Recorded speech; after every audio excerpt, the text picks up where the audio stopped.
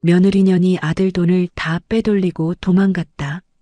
시어머니가 부모님 식당 한복판에 드러누워 악을 썼습니다. 점심 드시던 동네 어르신들이 숟가락을 놓고 굳어버렸죠.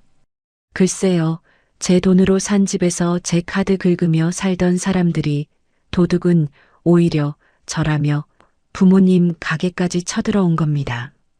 그 옆에서 남편은 이를 드러내며 말했습니다. 가압류 당장 풀어. 안 그러면 매일 와서 이러고 있을 거야. 저는 아무 말도 하지 않았죠. 그냥 주머니에서 휴대폰을 꺼내 세 글자를 눌렀습니다. 사실 이 남편 불과 한 달 전까지만 해도 저한테 부재중 전화 70통을 걸며 매달리던 사람이었거든요. 그때 제가 뭐라고 했는지 아십니까? 누구신데 무슨 일이죠? 딱 그 한마디 하고 끊어버렸습니다. 어떻게 그렇게 됐냐고요? 그건 지금부터 천천히 말씀드리겠습니다. 안녕하세요. 시청자 여러분, 합법적인 금융치료로 시댁을 발칵 뒤집어 놓은 강지원 씨의 사연 바로 시작하겠습니다. 법원 건너편 카페 창가에 앉아 아이스 아메리카노를 한 모금 마셨습니다. 협의이혼 출석 시간까지 딱 1시간. 저는 떨리는 손끝을 감추려고 차가운 컵을 꽉 쥐고 있었죠. 그때였습니다. 통유리 너머로 익숙한 뒷모습 두 개가 눈에 들어왔습니다. 내 남편 정지훈, 그리고 신우이의 절친 이하영이 팔짱을 낀 채 길가에 서 있었습니다. 둘은 지나가는 지인들에게 무언가를 나눠주며 환하게 웃고 있었습니다. 저는 자리에서 천천히 일어나 유리창 가까이 다가갔습니다. 지훈이 양복 안주머니에서 꺼낸 건 분홍색 봉투, 청첩장이었습니다. 받아든 지인이 아영의 손을 잡으며 축하한다는 입모양을 만들었고, 아영은 지훈의 팔에 얼굴을 묻으며 수줍은 척 어깨를 들썩였습니다. 컵을 쥔 손가락 끝에서 감각이 사라졌습니다. 심장이 갈비뼈를 두드리는 소리가 카페 음악보다 크게 들렸습니다. 이혼 도장도 찍기 전에 저 인간은 이미 다음 결혼식을 준비하고 있었던 겁니다. 당장 뛰어나가서 지훈의 뺨을 후려치고 싶었습니다. 아영의 머리채를 잡고 바닥에 끌어내리고 싶었습니다. 하지만 저는 이를 악물고 주머니에서 휴대폰을 꺼냈습니다. 카메라를 켜고 통유리 너머의 그 장면을 조용히 찍기 시작했습니다. 지훈이 청첩장을 건네는 손, 아영이 지훈의 팔에 매달려 웃는 얼굴, 벤치 위에 쌓여있는 분홍색 봉투들까지 하나도 빠짐없이 동영상에 담았습니다. 손이 떨려서 화면이 흔들렸지만 저는 숨을 참으며 30초, 1분, 2분을 버텼습니다. 충분했습니다. 휴대폰을 주머니에 넣고 카페 의자에 다시 앉았을 때 머릿속에서 하나의 사실이 또렷하게 떠올랐습니다. 협의 이혼은 부부 양쪽이 모두 법원에 출석해야만 성립됩니다. 내가 가지 않으면 오늘의 이혼은 없던 일이 됩니다. 저는 아메리카노 잔을 테이블에 내려놓고 자리에서 일어섰습니다. 법원 정문이 아니라 반대쪽 골목으로 발걸음을 옮겼습니다. 뒤도 돌아보지 않았습니다. 택시를 잡아타고 곧장 신혼집으로 향했습니다. 현관 비밀번호를 누르는 손끝이 아직도 미세하게 떨리고 있었지만 머릿속은 이상하리만큼 맑았습니다. 안방 옷장을 열어 캐리어 하나를 꺼냈습니다. 먼저 서재 책상 서랍에서 집문서와 통장, 보안 카드를 꺼내 지퍼백에 넣었습니다. 화장대 아래 잠금 장치가 달린 작은 금고를 열어 어머니가 물려주신 금반지와 귀금속 주머니를 꺼냈습니다. 옷은 당장 3일치만 골라 돌돌 말아 캐리어 한쪽에 눌러 넣었습니다. 거실을 한 바퀴 둘러보았습니다. 이 집의 가구, 가전, 벽에 걸린 액자까지 전부 내 돈으로 산 것들이었습니다. 하지만 지금 중요한 건 물건이 아니었습니다. 서류와 금고, 그것만 있으면 충분했습니다. 캐리어 지퍼를 닫고 현관문을 나서는데 신발장 위에 놓인 지훈의 구겨진 양말 한 짝이 눈에 들어왔습니다. 저는 코웃음 한번 치고 문을 잠갔습니다. 그 시각 법원 앞에서는 지훈이 시계를 들여다보며 안절부절 못하고 있었을 겁니다. 제가 늦는 건지 안 오는 건지 갈피를 못 잡은 채로요. 출석 시간이 지나고 법원 직원이 다가와 말했을 겁니다. 배우자분이 출석하지 않아서 오늘 협의 이혼 절차는 취소됩니다. 라고요. 저는 사촌 오빠가 출장 중이라 비어있는 오피스텔 현관 앞에 캐리어를 세웠습니다. 문을 열고 들어가 불을 켠 뒤 가장 먼저 한 일은 휴대폰 전원을 끄는 것이었습니다. 그리고 가방에서 꺼낸 예비용 태블릿 하나만 와이파이에 연결했습니다. 시댁 단체 메신저방이 연동된 공기계였습니다. 캐리어 위에 걸터 앉아 어두운 오피스텔 천장을 올려다보았습니다. 배신감이 뱃속에서 뜨겁게 끓어올랐지만 저는 두 눈을 질끈 감고 숨을 깊이 들이마셨습니다. 1시간쯤 지났을까 태블릿 화면에 알림이 뜨기 시작했습니다. 시어머니가 단체방에 글을 올렸습니다. 지원이 그년이 법원에 안 나타났다며? 주제도 모르고 시위질이야, 시위질이. 신우이가 바로 밑에 이었었습니다. 엄마, 걔 원래 그런 애잖아. 오빠한테 매달리려고 꼼수 부리는 거지 뭐. 시어머니의 답글이 또 올라왔습니다. 아영이는 성격도 좋고 집안도 반듯한데 그녀는 뭐가 아쉬워서 바라기야. 쯧쯧. 저는 한 글자도 빠짐없이 화면을 캡처했습니다. 손가락으로 화면을 톡톡 눌러가며 날짜와 시간이 선명하게 찍힌 스크린샷을 차곡차곡 저장했습니다. 밤이 깊어지자 지훈의 메시지가 제 메신저에 쌓이기 시작했습니다. 야, 내일 입고 갈 와이셔츠 어디 뒀어? 빨리 답해. 전화 좀 받아. 뭐 하자는 거야 지금? 금고 왜 비어 있어? 서류 어디 갔냐고. 미쳤어? 진짜 미쳤냐고. 저는 태블릿 화면을 내려다보며 입꼬리를 천천히 올렸습니다. 아직 시작도 안 했는데 벌써부터 이렇게 허둥대는 꼴이라니요. 알림음을 무음으로 바꾸고 태블릿을 탁자 위에 엎어놓았습니다. 내일 아침 지훈이 맞이할 현실은 와이셔츠 한 장 없는 것보다 훨씬 더 참담할 겁니다. 저는 캐리어에서 이불을 꺼내 소파에 펼치며 조용히 눈을 감았습니다. 다음 날 아침 저는 오피스텔 소파에서 눈을 떴습니다. 낯선 천장이 먼저 보였고 어젯밤 일이 꿈이 아니었다는 걸 다시 한번 확인했습니다. 태블릿을 집어들어 메신저를 열었습니다. 새벽 2시까지 이어진 지훈의 문자가 20통 넘게 쌓여 있었습니다. 야, 진짜 마지막으로 말한다. 전화 안 받으면 나 친정으로 간다. 다림이 어딨냐고.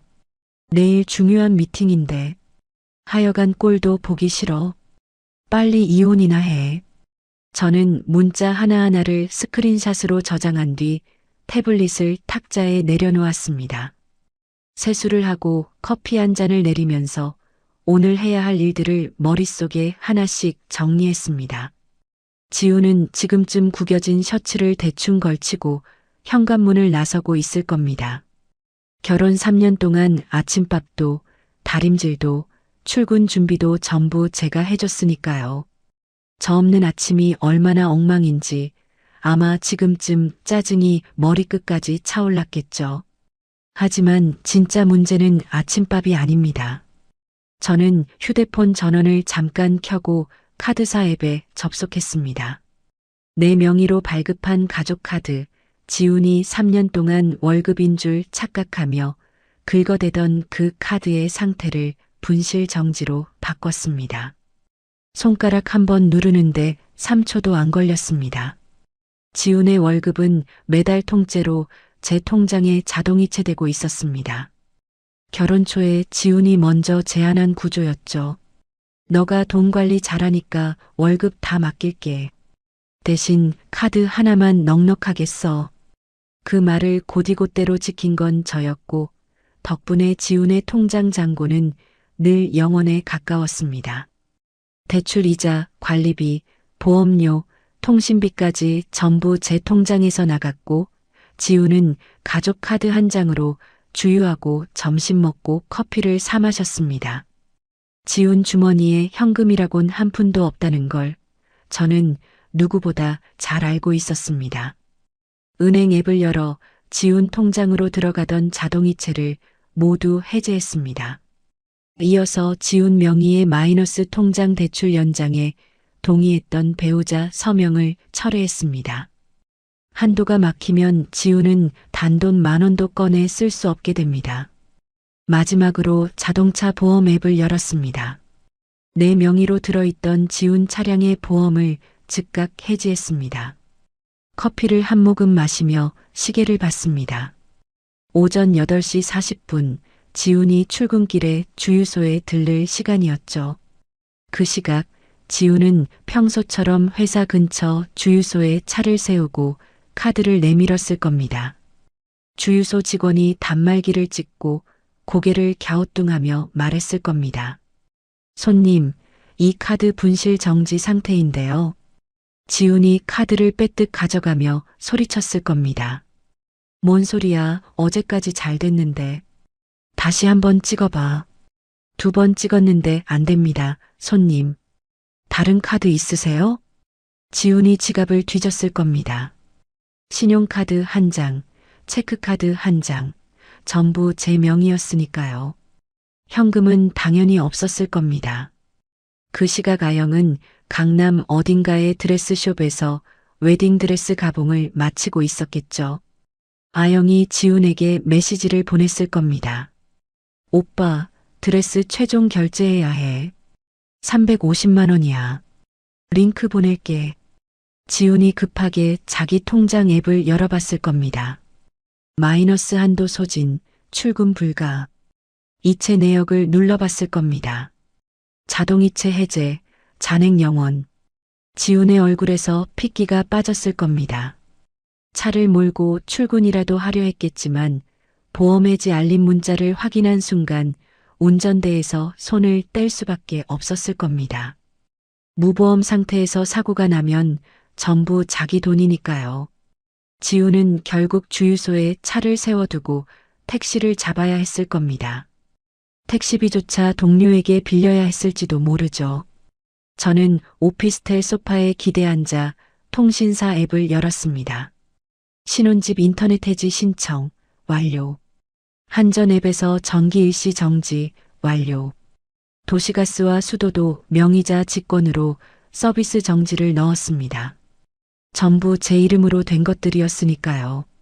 돈줄이 막힌 지훈이 아영에게 드레스 결제를 미루자고 했을 겁니다. 아영이 목소리를 높이며 전화했을 겁니다. 오빠, 이번 주말 촬영인데 무슨 소리야? 350만 원도 없어? 잠깐 카드가 좀 문제가 생겨서 그래. 며칠만 기다려. 며칠이 어딨어. 예약금 날리면 오빠가 책임질 거야? 아영은 전화를 끊자마자 시어머니에게 연락했을 겁니다. 목소리를 한껏 가녀리게 만들어서요. 어머니, 지훈 오빠가 요즘 좀 바쁜가 봐요. 혹시 예단 준비는 어떻게 되고 있는지. 시어머니가 입맛을 다셨을 겁니다. 결혼도 하기 전에 돈 타령부터 하는 아영이 눈에 거슬렸겠지만 아들의 새 결혼이 깨질까봐 적금 통장을 깨서 급한 불을 껐을 겁니다. 오후가 되자 태블릿에 새로운 알림이 떴습니다. 지훈이 회사 점심시간에 보낸 메시지였습니다. 야, 카드 왜 안 돼? 지금 장난해? 동기한테 점심값 빌렸잖아. 개창피하게. 보일러도 안 되고 전기도 나가고 집이 왜 이래? 아, 진짜. 전화 좀 받으라고. 메시지 사이사이에 부재중 전화 알림이 끊임없이 쌓였습니다. 10통, 20통, 30통. 저는 태블릿을 내려놓고 창밖을 바라봤습니다. 3년 동안 지훈이 누린 모든 것, 매일 아침 차려진 밥상, 다려진 셔츠, 넉넉한 카드 한도, 따뜻한 보일러, 환한 조명. 그 전부가 제 월급과 제 이름 위에 세워진 것이었습니다. 지우는 그걸 자기 능력인 줄 알았겠죠. 모래성은 파도 한 번이면 무너집니다.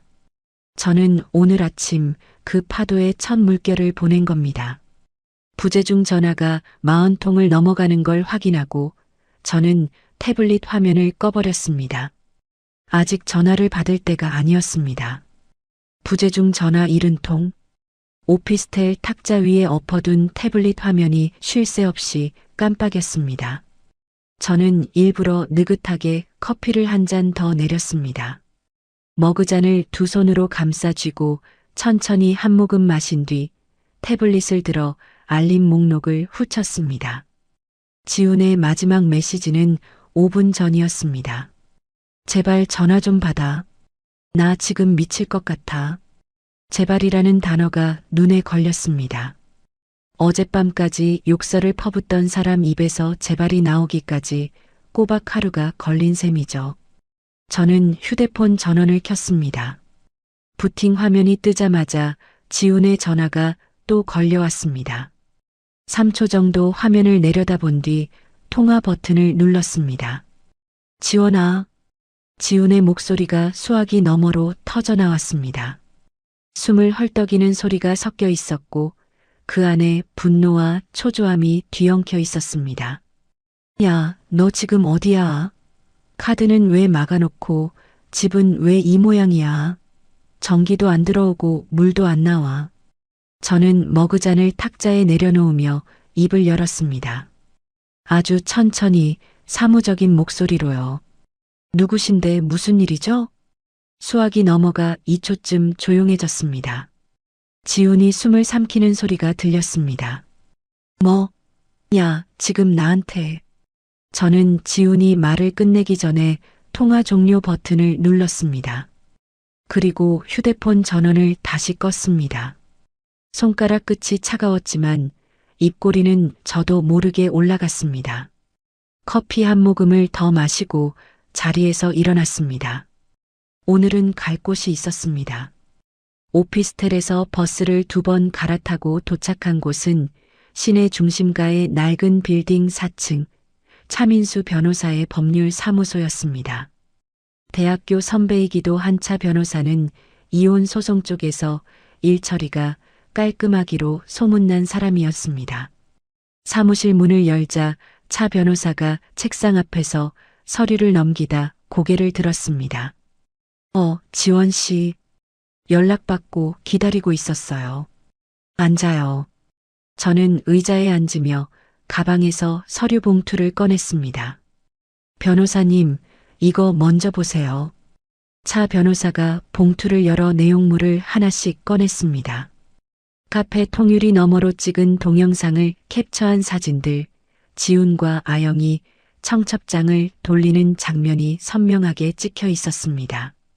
시댁 단체방 캡처 화면, 시어머니와 시누이가 저를 모욕한 문자 기록, 지훈이 보낸 욕설 메시지까지 시간순으로 정리해 놓았습니다. 차 변호사가 사진들을 한 장씩 넘기다 안경을 고쳤으며 말했습니다. 이혼 확정도 안 됐는데 상대 여자와 청첩장을 돌렸다. 이건 부정행위 증거로 아주 확실하네요. 네. 협의 이혼은 제가 법원에 출석 안 해서 취소됐고요. 이제 저는 협의 이혼할 생각 없습니다. 차 변호사가 볼펜을 집어들며 고개를 끄덕였습니다. 재판 이혼으로 가겠다는 거죠? 네. 남편하고 그 여자 둘 다 상대로 소송 걸고 싶어요. 위자료도 받아내고 싶고요. 차 변호사가 메모지에 빠르게 뭔가를 적으며 물었습니다. 재산 상황은 어때요? 집이나 차, 통장 같은 거요. 신혼집은 제 명의예요. 대출도 제 이름으로 되어 있고 이자도 제가 냈어요. 남편 월급은 제 통장으로 자동이체해서 생활비랑 대출금 갚는데 전부 썼고요. 남편 수중에 돈은 없어요. 차 변호사가 볼펜을 탁자에 내려놓으며 저를 똑바로 봤습니다. 지원 씨, 이 정도 증거면 유책 배우자 입증은 어렵지 않아요. 재산 분할도 유리하고요. 저는 가방에서 한 장 더 꺼냈습니다. 지훈의 재직 증명서 사본이었습니다. 변호사님, 하나 더 부탁드릴 게 있어요. 남편 월급을 가압류하고 싶어요. 차 변호사가 재직 증명서를 받아들며 눈을 가늘게 떴습니다. 급여 가압류까지 확실하게 가시려는 거네요. 남편한테 돈이 없으면 위자료를 못 받잖아요. 월급이라도 묶어놔야죠. 차 변호사가 고개를 끄덕이며 서류 파일을 꺼냈습니다. 알겠어요. 소장 작성하고 가압류 신청서도 같이 준비할게요. 시간 좀 걸리니까 연락 기다려요. 저는 자리에서 일어나며 고개를 숙였습니다. 감사합니다, 변호사님. 빠를수록 좋겠어요. 사무실 문을 나서며 복도 창문 너머로 햇빛이 쏟아지는 걸 봤습니다. 마음이 한결 가벼웠습니다. 이제부터는 감정이 아니라 법이 싸워줄 차례였으니까요. 3일 뒤 차 변호사에게서 연락이 왔습니다. 지원 씨, 소장 접수 완료했어요.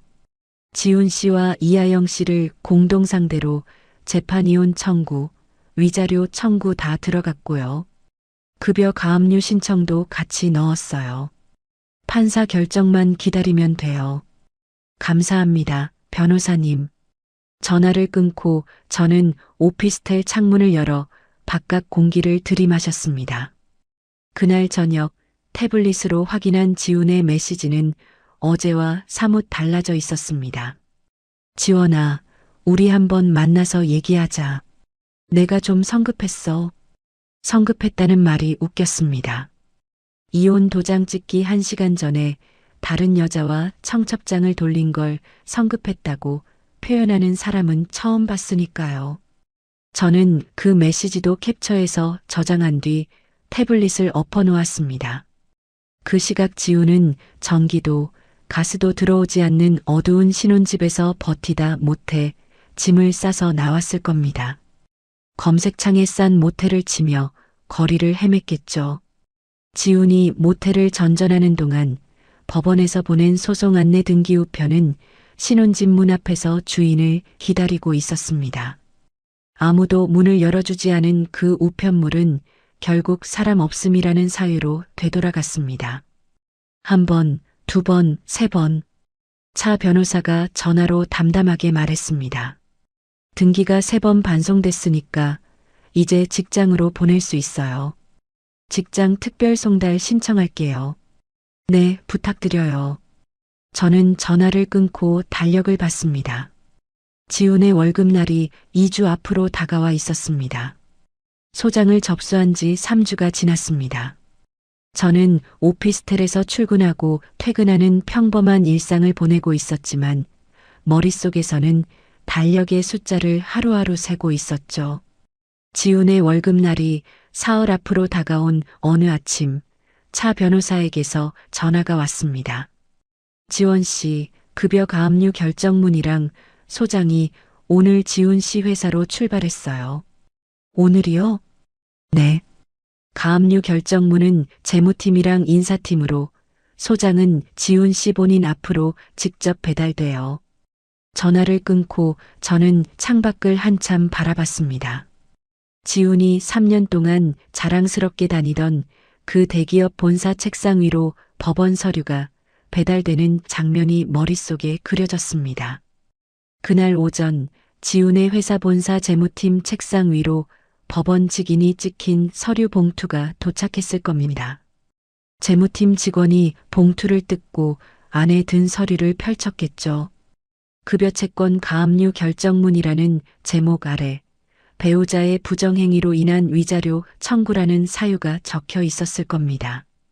재무팀 직원이 옆자리 동료에게 서류를 건네며 눈을 동그랗게 떴을 거고 동료도 한번 읽어본 뒤 입을 손으로 가렸겠죠. 회사 규정상 가압류는 바로 처리해야 하니까 재무팀은 지훈의 사본으로 시스템에 가압류 사실을 등록했을 겁니다. 이틀 뒤 점심시간이 끝나고 부서원들이 자리로 돌아올 무렵이었을 겁니다. 지훈의 사무실로 등기 배달원이 들어왔습니다. 정지훈 씨 계세요? 배달원의 목소리에 사무실이 잠깐 조용해졌을 겁니다. 지훈이 자리에서 일어나 손을 들었겠죠. 접니다. 배달원이 서류 봉투를 내밀며 말했을 겁니다. 법원에서 온 특별 송달이요. 여기 수령 확인 사인해 주세요. 사무실 안의 시선이 전부 지훈에게로 쏠렸을 겁니다. 지훈이 떨리는 손으로 사인을 하고 봉투를 받아들었겠죠. 봉투 겉면에 가정법원이라는 글자가 선명하게 찍혀 있었을 거고 안에서 꺼낸 소장 첫 장에는 피고 정지훈이라는 이름 옆에 붉은색 접수 도장이 찍혀 있었을 겁니다. 지훈의 얼굴에서 핏기가 싹 빠졌을 겁니다. 주변 동료들이 고개를 돌리는 척하면서도 눈치껏 힐끔힐끔 쳐다보는 게 느껴졌겠죠. 지훈은 소장을 급하게 접어 가방 안에 쑤셔넣고 고개를 푹 숙였을 겁니다. 하지만 이미 늦었습니다. 사무실에서 법원 서류를 직접 받는 장면을 본 동료가 한 명이라도 있으면 그 소문은 막을 수 없으니까요. 차 변호사가 말한 대로였습니다. 직장 송달은 내용 자체보다 그 장면이 치명적이에요. 동료들 앞에서 법원 서류를 받는 모습, 그게 사내에서 어떤 의미인지는 지훈 씨가 제일 잘 알 거예요. 소문은 저녁도 되기 전에 퍼졌을 겁니다. 사내 동기들 단체 메신저방에 누군가 한 줄을 올렸겠죠. 영업이 팀 정지훈, 오늘 법원에서 서류 왔대. 이혼 소송이래. 그 밑에 누군가 댓글을 달았을 거고요. 재무팀에서 급여 가압류 처리했다던데. 불륜이 사유라며. 메시지 하나가 부서를 타고 층을 타고 건물 전체로 번졌을 겁니다. 복도에서 마주치는 사람마다 지훈을 보며 수군거렸겠죠. 지훈은 화장실에 숨어서 주먹으로 타일을 쳤을지도 모릅니다. 며칠 뒤 지훈의 부서장이 지훈을 조용히 회의실로 불렀을 겁니다. 정대리 앉아. 지훈이 의자에 앉으며 고개를 숙였겠죠. 부서장님, 저 개인적인 일이라서. 부서장이 손을 들어 지훈의 말을 끊었을 겁니다. 정대리, 나도 이런 얘기하고 싶지 않아. 근데 가압류의 소송까지 터지면 인사팀에서 가만히 안 있어. 이번 분기 승진 심사, 정대리 이름은 빼야 할 것 같다. 부서장님, 그건 내가 결정한 게 아니야. 위에서 내려온 거야. 이해해. 부서장이 자리에서 일어나며 등을 돌렸고 지훈은 빈 회의실에 혼자 남아 두 손으로 얼굴을 감싸쥐었을 겁니다. 그리고 월급날이 왔습니다. 가압류 결정에 따라 지훈의 월급 절반이 법원 공탁금으로 묶였습니다. 반토막난 월급 명세서를 본 지훈은 책상 앞에서 한참을 멍하니 앉아 있었을 겁니다. 예식장 잔금 날짜는 코앞이었고 드레스값도 아직 남아 있었습니다. 반으로 쪼개진 월급으로는 자기 모텔비도 빠듯했을 겁니다. 아영이 전화를 걸었을 겁니다.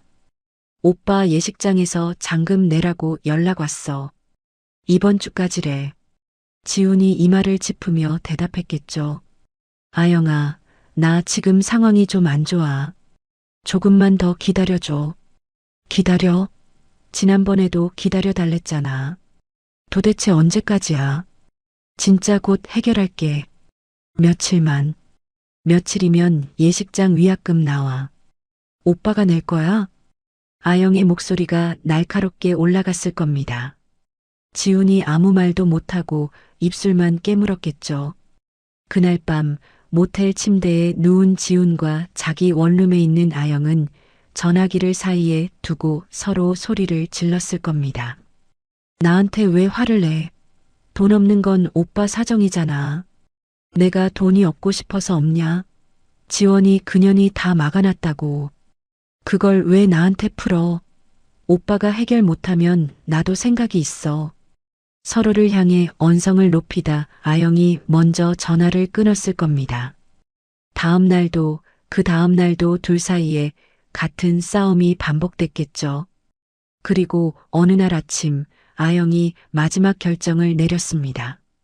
지훈의 전화번호를 차단하고 예식장에 취소 전화를 걸었습니다. 여보세요. 다음 주 예약건 취소할게요. 네, 위약금은 신랑 쪽으로 청구해 주세요. 전화를 끊은 아영은 지훈에게 마지막 문자 한 통을 남겼을 겁니다. 오빠, 나 더는 못 기다려. 잘 살아. 그 문자를 읽고 지훈이 미친 듯이 전화를 걸었겠지만 기계음만 돌아왔을 겁니다. 고객이 전화를 받을 수 없습니다. 다음 날 아침 예식장 사무실에서 홀로 잠금 독촉서를 받아든 지훈은 텅 빈 의자들 사이에 주저앉아 얼굴을 두 손으로 감싸쥐었을 겁니다. 어깨가 들썩이고 목구멍에서 짐승 같은 울음소리가 터져나왔겠죠. 아무도 없는 예식장 상담실에서 지훈의 오열이 벽을 타고 울렸을 겁니다. 차 변호사가 보내온 경과 보고 메시지를 읽으며 저는 오피스텔 소파에 등을 기댔습니다. 헛웃음이 나왔습니다. 동정심 같은 건 눈곱만큼도 들지 않았습니다. 저는 탁자 위에 놓인 다음 소송 서류 봉투를 집어 가방에 넣었습니다. 아영에게 버림받은 지훈의 오열이 있은 지 사흘 뒤였습니다. 퇴근 후 오피스텔에서 늦은 저녁을 먹고 있는데 어머니에게서 전화가 왔습니다. 지원아.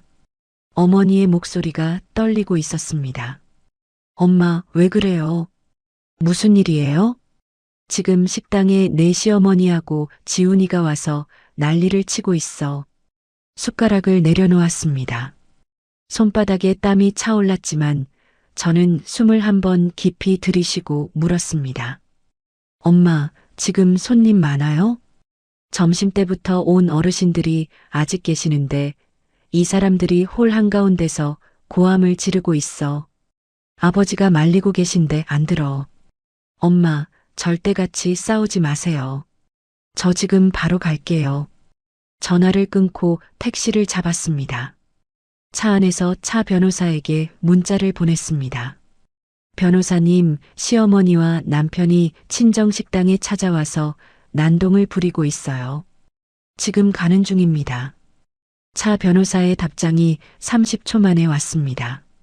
절대 먼저 손대지 마세요. 녹음기 켜놓고 상황이 심해지면 바로 112 신고하세요.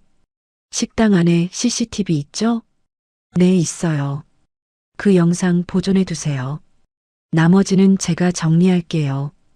택시에서 내려 식당 뒷문으로 돌아갔습니다. 뒷문 틈으로 홀 안쪽이 보였습니다. 시어머니가 식당 바닥에 주저앉아 있었습니다. 치마를 깔고 두 다리를 뻗은 채 얼굴이 벌겋게 달아올라 있었죠. 시어머니가 식당 바닥을 손바닥으로 내리치며 소리쳤습니다. 내 아들 돈을 다 빼돌려 놓고 도망간 년이 며느리야. 사돈, 당신 딸 어디 숨겨놨어. 홀에 앉아 계시던 어르신 대여섯 분이 숟가락을 내려놓고 굳은 얼굴로 쳐다보고 있었습니다. 아버지가 시어머니 앞에 서서 두 팔을 벌리며 막아서고 계셨습니다. 사돈어른, 제발 일어나세요. 사람들 보는 데서 이러시면 안 됩니다. 시어머니가 아버지의 말을 씹으며 더 크게 악을 썼습니다. 내가 왜 일어나? 내 아들이 굶고 다니는데 당신 딸이 통장을 다 틀어막았어. 사기꾼 같은 년. 지우는 카운터 앞에 서서 어르신 한 분의 팔을 붙잡고 있었습니다. 어르신, 저 좀 들어보세요. 와이프가 제가 번 돈을 다 숨겨놓고 저를 불륜남으로 몰고 있어요. 제가 얼마나 억울한지 아십니까? 지훈이 눈시울을 붉히며 목소리를 짜냈습니다. 눈물까지 글썽이는 연기를 하고 있었죠. 제가 번 돈으로 집도 사고 차도 샀는데 이제 와서 다 자기 거라고 우기면서 저를 쫓아낸 거예요. 제 손이 떨렸습니다. 뒷문 손잡이를 쥔 손가락에 힘이 들어갔습니다. 뛰어들어가 지훈의 멱살을 잡고 거짓말이라고 소리치고 싶었습니다. 하지만 저는 주머니에서 휴대폰을 꺼내 녹음 버튼을 먼저 눌렀습니다. 빨간 불이 들어온 걸 확인하고 그제야 뒷문을 밀고 홀 안으로 들어갔습니다. 어머니가 저를 보자마자 눈이 젖었습니다. 지원아. 시어머니가 바닥에 앉은 채로 저를 올려다보며 손가락질했습니다. 인연이 왔네. 남편 돈 빼돌려놓고 어디 숨어 있다. 이제 나타나. 지훈이 카운터에서 성큼 다가오며 이를 드러냈습니다. 야, 강지원. 가압류 당장 풀어. 소송 취하해. 안 그러면 이 식당에서 매일 이러고 있을 거야. 저는 지훈의 눈을 똑바로 쳐다봤습니다. 그리고 휴대폰을 들어 올렸습니다. 화면에 112 세 글자를 또박또박 눌렀습니다. 지훈의 눈이 커졌습니다. 야, 뭐 하는 거야? 저는 지훈에게 대답하지 않고 전화를 귀에 갖다 대며 입을 열었습니다. 여보세요, 경찰서죠.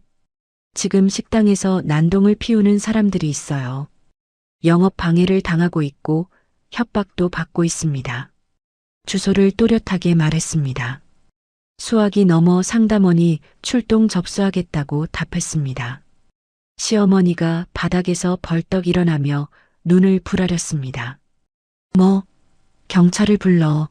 시어미한테 경찰을 불러.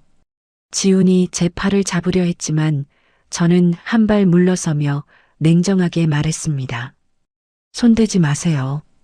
CCTV 다 찍히고 있고 녹음도 하고 있어요. 지훈의 손이 허공에서 멈췄습니다. 시어머니가 지훈의 등을 밀며 다그쳤습니다. 지훈아, 뭐해? 전현 전화 빼서. 엄마, 잠깐만. CCTV가 있대. 지훈이 천장 구석에 카메라를 올려다보며 입술을 깨물었습니다. 시어머니도 카메라를 보더니 얼굴이 살짝 굳었지만 이내 목청을 다시 높였습니다. CCTV가 뭐 어때서? 시어미가 며느리 집에 온 게 죄야. 저는 더 이상 대꾸하지 않았습니다. 홀 구석으로 물러나 어머니 옆에 서서 사이렌 소리가 들릴 때까지 입을 다물고 기다렸습니다. 5분쯤 지났을까 식당 앞마당에 경찰차의 사이렌이 울렸습니다. 빨간 불빛이 유리창 너머로 번쩍이자 시어머니의 얼굴이 하얗게 질렸습니다. 지훈아, 경찰이 진짜 온 거야? 지훈도 당황한 기색을 감추지 못하며 뒷걸음질 쳤습니다. 경찰관 2명이 식당 문을 열고 들어왔습니다. 신고자분 누구세요? 저는 손을 들며 앞으로 나갔습니다. 접니다. 이쪽 2분이 들어와서 고함을 지르며 영업을 방해하고 있어요. 나가달라고 했는데 안 나가고 소송을 취하하지 않으면 매일 오겠다고 협박도 했습니다. 경찰관이 시어머니와 지훈을 번갈아 봤습니다. 2분, 신분증 좀 보여주시겠습니까? 시어머니가 손사래를 치며 말했습니다. 아이고, 경찰관님, 이건 가족끼리 다툰 거예요. 며느리한테 할 말이 있어서 온 건데. 저는 주머니에서 USB 하나를 꺼내 경찰관에게 내밀었습니다. 여기 식당 CCTV 영상이 있고요. 방금 녹음한 파일도 있습니다. 확인해 주세요. 경찰관이 USB를 받아들며 고개를 끄덕였습니다. 시어머니의 눈이 흔들렸습니다. 경찰관이 시어머니와 지훈에게 동행을 요청했습니다. 일단 파출소에서 정확한 상황 확인 좀 하겠습니다. 같이 가시죠. 시어머니가 2 다리에 힘이 풀린 듯 비틀거렸고 지훈이 시어머니의 팔을 부축하며 식당 밖으로 나갔습니다. 경찰차 뒷문이 열리고 동네 어르신 서너 분이 식당 창문 너머로 시어머니가 순찰차에 타는 모습을 지켜봤습니다. 저는 어머니의 떨리는 손을 잡았습니다. 엄마, 괜찮아요. 저도 파출소 가서 진술서 쓰고 올게요. 어머니가 입술을 깨물며 고개를 끄덕이셨습니다. 아버지가 어머니의 어깨를 감싸 안으며 저에게 말씀하셨습니다. 지원아, 아빠가 엄마 옆에 있을 테니까 너는 가서 할 일 해라. 저는 부모님께 허리를 깊이 숙인 뒤 식당을 나섰습니다. 파출소로 향하는 길, 차 변호사에게 전화를 걸었습니다. 변호사님, 경찰 출동했고 CCTV 영상이랑 녹음 파일 다 넘겼습니다. 차 변호사가 차분한 목소리로 답했습니다. 잘했어요. 진술서 쓸 때 나가달라고 요구했으나 거부하고 계속 고함을 지르며 영업을 방해했다는 내용 꼭 넣으세요. 접근금지 가처분도 바로 준비할게요. 네, 감사합니다. 전화를 끊고 파출소 건물 앞에 섰습니다.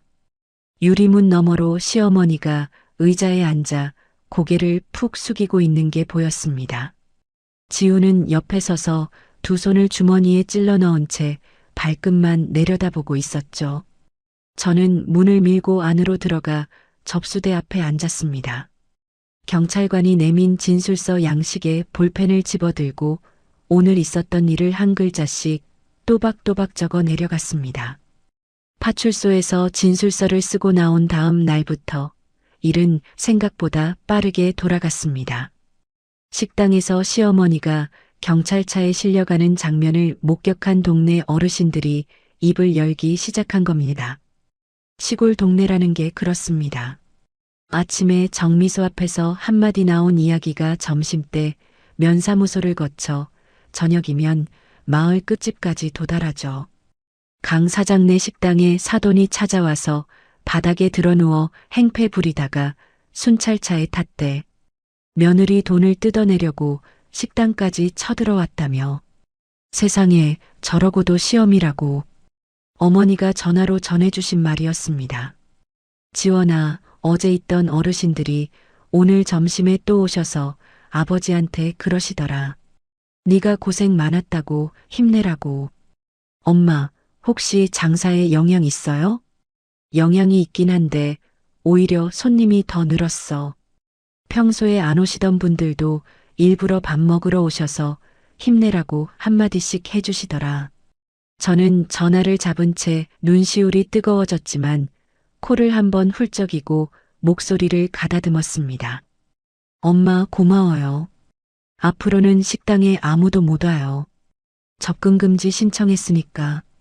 시어머니의 소문은 마을을 넘어 지훈의 고향 쪽 친척들에게까지 퍼졌습니다. 체면을 목숨처럼 여기던 시어머니에게 그건 사형 선고나 다름없었겠죠. 명절마다 큰 집에서 제사를 주관하며 위세를 부리던 시어머니가 며느리네 식당에서 경찰에 끌려갔다는 소문이 친척들 사이에 돌기 시작하자 시어머니에게 안부 전화를 거는 사람이 하나둘 사라졌습니다. 차 변호사에게서 연락이 왔습니다. 지원 씨, 접근금지 가처분 인용됐어요. 지훈 씨와 시어머니 둘 다 지원 씨 가족 반경 100m 이내 접근이 금지됩니다. 감사합니다, 변호사님. 그리고 하나 더 알려드릴 게 있어요. 좀 흥미로운 소식인데요. 차 변호사가 잠깐 말을 끊었다가 이어갔습니다. 이하영 씨 관련해서 다른 피해자 가족 쪽에서 연락이 왔어요. 다른 피해자요? 네. 몇 년 전에 아영 씨한테 수천만 원을 사기당한 가족이 있대요. 이번에 소문 듣고 저한테 직접 연락을 해왔어요. 저는 수화기를 꽉 쥐었습니다. 아영이가 사기꾼이라는 얘기예요? 그 가족 말로는 이하영 씨가 유부남한테 접근해서 돈을 뜯어낸 전력이 한두 번이 아니래요. 이번이 처음이 아닌 거죠. 전화를 끊고 한참을 멍하니 앉아 있었습니다. 지훈이 저를 버리고 선택한 여자가 처음부터 돈만 보고 접근한 전문 사기꾼이었다니요. 기가 막히다 못해 웃음이 나왔습니다. 그 피해자 가족은 소문을 추적해 시어머니의 집까지 찾아갔습니다. 어머니가 며칠 뒤 전화로 동네 소식을 전해주셨습니다. 지원아, 너 시어머니네 집 앞에서 큰일 났대. 무슨 일이요? 웬 여자분이 찾아와서 동네 사람들 앞에서 소리를 지르고 난리가 났다더라.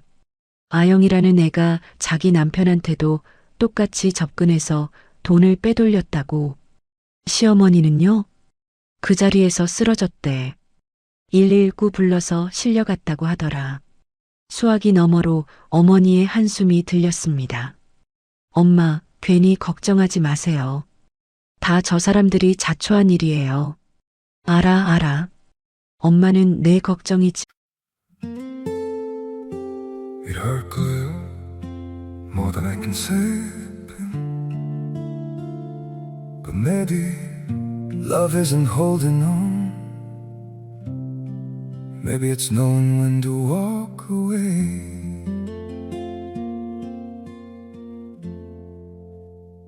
We try to hold what we're slipping through, like sand running from our hands. Every promise started losing shape. We couldn't be what we once planned.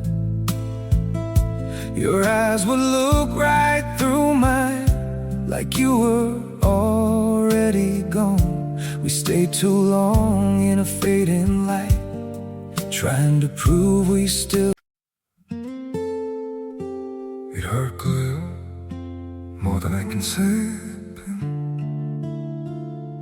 But maybe love isn't holding on. Maybe it's knowing when to walk away.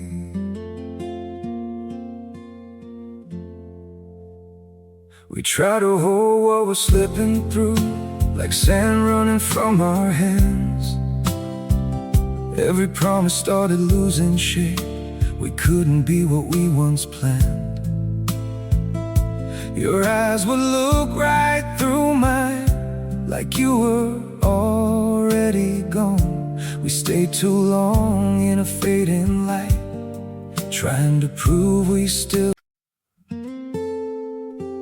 It hurt 거예요. More than I can say. But maybe love isn't holding on. Maybe it's knowing when to walk away. We try to hold what we're slipping through, like sand running from our hands. Every promise started losing shape. We couldn't be what we once planned. Your eyes would look right through mine, like you were already gone. We stayed too long in a fading light, trying to prove we still. It hurt 거예요. More than I can say. But maybe love isn't holding on.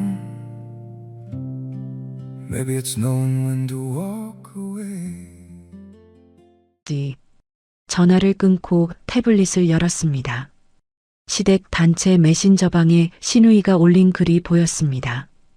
오빠, 엄마 지금 병원이야. 혈압이 올라서 쓰러지셨어. 아영이 그 여자가 뭔데 우리 집을 이 꼴로 만든 거야. 지훈의 답글은 한참 뒤에 올라왔습니다. 나도 몰랐어. 아영이가 그런 애인 줄 진짜 몰랐다고. 신우이가 바로 받아쳤습니다. 몰랐다고? 내 친구였잖아. 오빠가 내 친구한테 손을 대놓고 몰랐다는 게 말이 돼? 엄마가 이렇게 된 게 다 오빠 때문이야. 지훈은 더 이상 답글을 달지 않았습니다. 저는 그 대화 내용도 빠짐없이 캡처해서 증거 폴더에 저장했습니다. 며칠 뒤 차 변호사가 추가 소식을 전해왔습니다. 지훈 씨 회사에서 징계위원회 열렸대요. 무단 결근이 계속되니까 인사팀에서 더 이상 못 참은 거죠. 결과가 어떻게 됐어요? 사실상 권고사직이에요. 스스로 나가라는 거죠. 안 나가면 징계예고로 간다고 통보했다더라고요. 저는 창밖을 바라보며 숨을 한번 내쉬었습니다. 대기업 대리라는 직함이 지훈이 가진 마지막 자존심이었을 텐데 그마저 빼앗긴 겁니다. 돈줄도 끊기고 여자도 도망가고 직장에서도 쫓겨나고 어머니는 병원에 누워있고 지훈이 모텔방에 틀어박혀서 며칠째 밖에 나오지 않고 있다는 소식도 들렸습니다. 이상하게도 가슴이 시원하지는 않았습니다. 그렇다고 불쌍하지도 않았습니다. 그냥 아무 감정이 없었습니다. 마치 뉴스에서 남의 일을 보는 것처럼 저는 담담하게 태블릿을 닫았습니다. 부모님 식당은 오히려 호황을 맞았습니다. 시어머니가 행패를 부리다 경찰에 연행된 이야기가 알려지면서 동네 분들이 밥을 먹으러 오시는 것 자체가 부모님에 대한 응원이 된 거죠. 어머니가 전화로 웃으며 말씀하셨습니다. 지원아, 오늘도 점심에 자리가 없어서 밖에 의자를 더 놨다. 김할머니가 그러시더라. 강 사장네 딸이 독한 시집에서 고생이 많았다고 밥 한 끼라도 사 먹어주는 게 인심이라고. 엄마 몸 조심하시고 무리하지 마세요. 걱정 마. 아버지가 오히려 신이 나셔서 새벽부터 육수 끓이고 계셔. 전화를 끊으며 입꼬리가 올라갔습니다. 부모님의 체면을 짓밟으려던 그들의 작전이 오히려 부모님 식당을 동네에서 가장 붐비는 곳으로 만들어버린 셈이었죠. 저는 소파에 등을 기대며 달력을 봤습니다. 재판 날짜가 빨간 펜으로 표시되어 있었습니다. 이제 법정에서 마지막 마침표를 찍을 차례였습니다. 그로부터 1년이라는 시간이 흘렀습니다. 길고 지루한 법정 공방이었지만 저는 단 한 번도 흔들리지 않았습니다. 차 변호사가 짜놓은 판 위에서 증거를 하나씩 꺼내놓기만 하면 됐으니까요. 최종 선고 기일 아침, 저는 오피스텔 거울 앞에서 블라우스 깃을 가지런히 정리했습니다. 1년 전 법원 건너편 카페에서 떨리는 손으로 커피잔을 쥐던 여자와 지금 거울 속에 서 있는 여자는 같은 사람이 아니었습니다. 법원 복도에서 차 변호사와 만났습니다. 차 변호사가 서류 가방을 가볍게 두드리며 말했습니다. 지원 씨, 오늘로 끝이에요. 긴장하지 말고요. 네, 변호사님. 긴장 안 해요. 법정 문이 열리고 안으로 들어갔습니다. 피고석에 지훈이 앉아 있었습니다. 1년 전 양복을 빳빳하게 차려입고 아영과 팔짱을 끼던 그 모습은 어디에도 없었습니다. 구겨진 점퍼에 면도도 제대로 안 한 얼굴, 눈 밑에 시커먼 그림자가 내려앉아 있었습니다. 지훈이 고개를 들어 저를 봤지만 저는 시선을 마주치지 않고 원고석에 앉았습니다. 아영의 자리는 비어 있었습니다. 1년 동안 단 한 번도 법정에 나타나지 않았죠. 판사가 자리에 앉고 법정이 조용해졌습니다. 판사가 서류를 펼치며 입을 열었습니다. 본 재판부는 원고 강지원과 피고 정지훈 간의 이혼 및 재산분할, 위자료 청구 사건에 대해 다음과 같이 판결합니다. 법정 안의 공기가 무거워졌습니다. 저는 무릎 위에 올린 두 손을 가만히 내려다봤습니다. 피고 정지훈은 혼인 기간 중 제3자와 부정행위를 저지른 사실이 원고가 제출한 영상 증거, 문자 기록, 청첩장 사본 등에 의해 명백히 인정됩니다. 따라서 피고 정지훈을 유책 배우자로 확정합니다. 지훈이 고개를 푹 숙였습니다. 어깨가 미세하게 떨리고 있었지만 저는 그쪽을 보지 않았습니다. 판사가 다음 장을 넘겼습니다. 재산분할에 관하여 혼인 기간 중 형성된 부동산 및 금융자산은 원고의 소득과 자금 관리에 의해 유지되었음이 인정됩니다. 피고의 소득은 대출 이자 및 생활비로 전액 소진되었으며 자산 형성에 대한 실질적 기여가 미미합니다. 판사가 안경 너머로 잠깐 지훈을 봤습니다. 따라서 재산분할 비율을 원고 80, 피고 20으로 정합니다. 차 변호사가 옆에서 작게 고개를 끄덕였습니다. 다음으로 공동피고 이하영에 대한 위자료 청구건입니다. 피고 이하영은 소장 송달을 받고도 재판에 단 한 차례도 출석하지 않았으므로 무변론 판결을 적용합니다. 판사가 목소리를 가다듬고 이어갔습니다. 피고 이하영은 원고에게 위자료 3천만 원을 지급하라. 법정 안에서 작은 웅성거림이 일었습니다. 지훈이 두 손으로 얼굴을 감싸 쥐었습니다. 판사가 의사봉을 내려놓으며 마지막으로 말했습니다. 이상 선고를 마칩니다. 법정을 나서는 복도에서 차 변호사가 말했습니다. 아영 씨 명의 계좌 압류는 오늘 바로 들어갈게요. 위자료를 낼 형편이 안 될 테니까 신용불량자 등재까지 갈 거예요. 네, 부탁드려요. 차 변호사가 서류 가방을 닫으며 덧붙였습니다. 지훈 씨 쪽은 퇴직금도 가압류가 걸려 있어서 절반이 날아간 상태고 재산분할 판결대로 신혼집 지분도 포기해야 해요. 사실상 빈손이에요. 알겠습니다, 변호사님.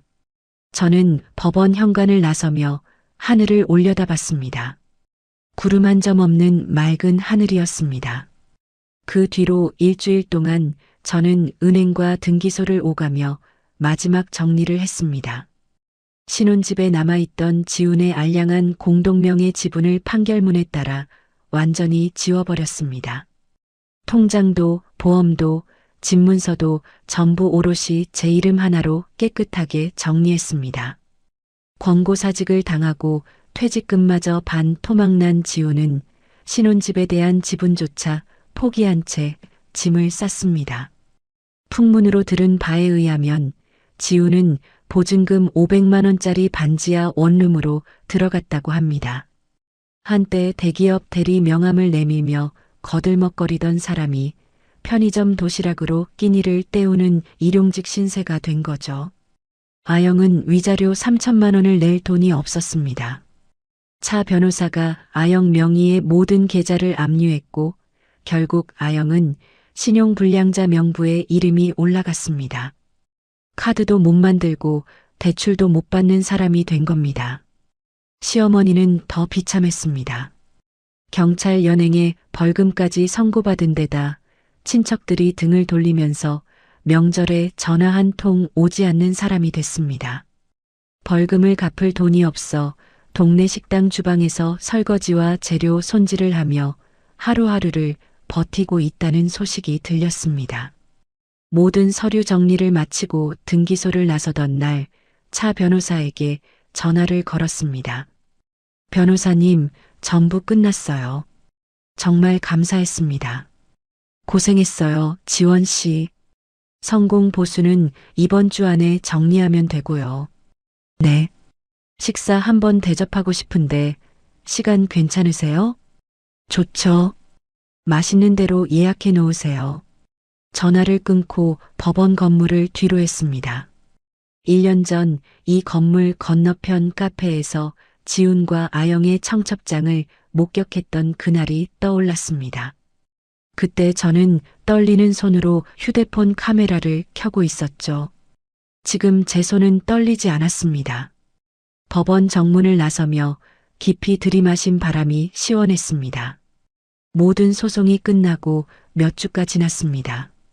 밀려있던 연차를 소진하고 오랜만에 회사로 출근하는 아침이었습니다. 사무실 문을 열자 팀원들이 자리에서 일어나며 박수를 쳤습니다. 옆자리 선배가 다가와 제 어깨를 톡톡 두드렸습니다. 지원 씨, 어서 와. 자리 안 비운 것처럼 깔끔하게 인수인계 해놨으니까 걱정 마. 선배, 감사해요. 폐 많이 끼쳤죠? 무슨 소리야? 빨리 앉아서 커피나 한 잔 마셔. 책상 위에 누군가 올려놓은 작은 화분이 보였습니다.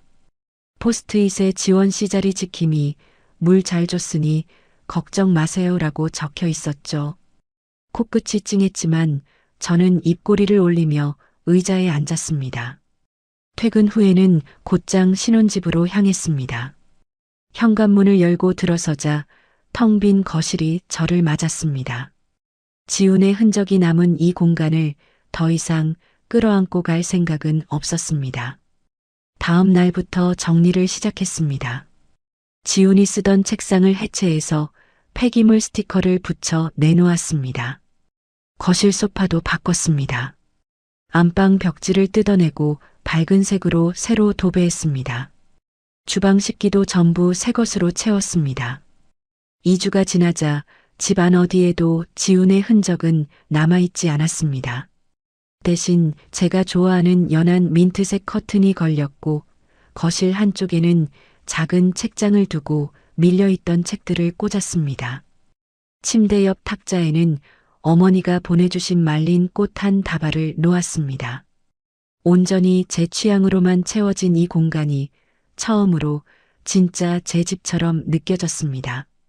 주말 저녁 차 변호사와 약속한 식당에서 마주 앉았습니다. 성공 보수 영수증을 건네며 저는 고개를 숙였습니다. 변호사님, 1년 넘게 정말 수고 많으셨습니다. 차 변호사가 영수증을 받아 가방에 넣으며 웃었습니다. 지원 씨가 증거를 워낙 잘 모아놔서 제가 편했어요. 저야말로 감사하죠. 변호사님 아니었으면 중간에 감정적으로 무너져서 실수했을 거예요. 차 변호사가 물잔을 들며 말했습니다. 아니에요. 지원 씨는 처음부터 끝까지 흔들리지 않았어요. 제가 본 의뢰인 중에 가장 단단한 사람이었어요. 과찬이세요. 과찬 아니에요. 아무튼 오늘 맛있게 먹고 깔끔하게 마무리합시다. 저는 웃으며 메뉴판을 펼쳤습니다. 이 사람은 끝까지 프로였습니다. 저도 그게 좋았습니다. 사적인 감정 없이 비즈니스 파트너로서 깔끔하게 끝나는 관계가요. 식사를 마치고 식당 앞에서 가볍게 인사를 나눴습니다. 변호사님, 다시는 안 뵈는 게 좋은 거죠. 차 변호사가 피식 웃으며 고개를 끄덕였습니다. 맞아요. 저한테 다시 올 일 없는 게 제일 좋은 거예요. 건강하세요, 지원 씨. 감사합니다, 변호사님. 차 변호사가 돌아서서 걸어가는 뒷모습을 보며 저는 가볍게 허리를 숙이고 반대쪽으로 발걸음을 옮겼습니다. 그 뒤로 일상이 달라졌습니다. 퇴근 후 집에 오면 시댁 눈치를 볼 필요도 지훈의 셔츠를 다릴 필요도 없었습니다. 냉장고에서 재료를 꺼내 오롯이 제 입맛에 맞는 요리를 해 먹었습니다. 주말 아침에는 동네 공원을 뛰며 땀을 흘렸습니다. 결혼 3년 동안 7kg이 빠졌던 몸무게가 서서히 돌아오기 시작했고 거울 속 얼굴에도 핏기가 돌았습니다. 그러던 어느 늦은 밤이었습니다. 거실 소파에 누워 드라마를 보고 있는데 휴대폰 화면에 발신자 표시 제한이라는 글자가 떠올랐습니다. 진동이 손바닥에 전해졌습니다. 저는 화면을 한번 내려다보고 바로 알 수 있었습니다. 이 시간에 발신자 표시를 숨기고 전화를 거는 사람은 한 명뿐이니까요. 술에 취해 모텔 침대에 누워 구질구질하게 번호를 누르고 있을 지훈의 모습이 선명하게 그려졌습니다. 1초도 망설이지 않았습니다. 수신 거부 버튼을 눌렀습니다. 통화 기록에서 그 번호를 길게 눌러 삭제했습니다. 휴대폰을 소파 쿠션 위에 던지고 냉장고로 걸어갔습니다. 맥주캔 하나를 꺼냈다면서 콧바람을 불었습니다. 소파에 다시 기대앉아 맥주를 한 모금 마셨습니다. 차갑고 시원한 기포가 목을 타고 내려갔습니다. 드라마 속 여자 주인공이 남자에게 울며 매달리는 장면이 나왔는데 저도 모르게 피식 웃음이 나왔습니다. 리모컨을 집어 채널을 돌렸습니다. 이 1년 동안 저는 한 가지를 확실하게 배웠습니다. 감정에 휘둘려 뺨을 때리거나 인터넷에 사연을 올려 동정표를 구걸하는 건 하수가 하는 짓이라는 거요. 증거를 모으고 법을 쓰고 돈줄을 끊는 것. 그게 쓰레기를 치우는 가장 깔끔한 방법이었습니다. 맥주캔을 탁자에 내려놓고 창밖을 봤습니다. 오피스텔이 아닌 제 이름으로 된 제 집 창문 너머로 도시의 불빛들이 반짝이고 있었습니다. 통장 잔고도 이 집도 회사에서의 자리도 전부 제가 지켜낸 것들이었습니다. 내 헌신을 제 능력인 줄 착각하던 남자의 경제적 목줄을 끊어버린 지금 통장 잔고만큼이나 든든하고 평화로운 진짜 제 인생이 비로소 시작된 겁니다. 저는 맥주를 한 모금 더 마시고 소파 깊숙이 등을 묻었습니다. 내일도 출근이니까 슬슬 씻고 자야죠. 여러분, 오늘 주인공의 이야기 잘 들으셨나요? 강지원 씨는 남편이 청첩장을 돌리는 그 순간에도 뛰어가서 뺨을 때리지 않았습니다.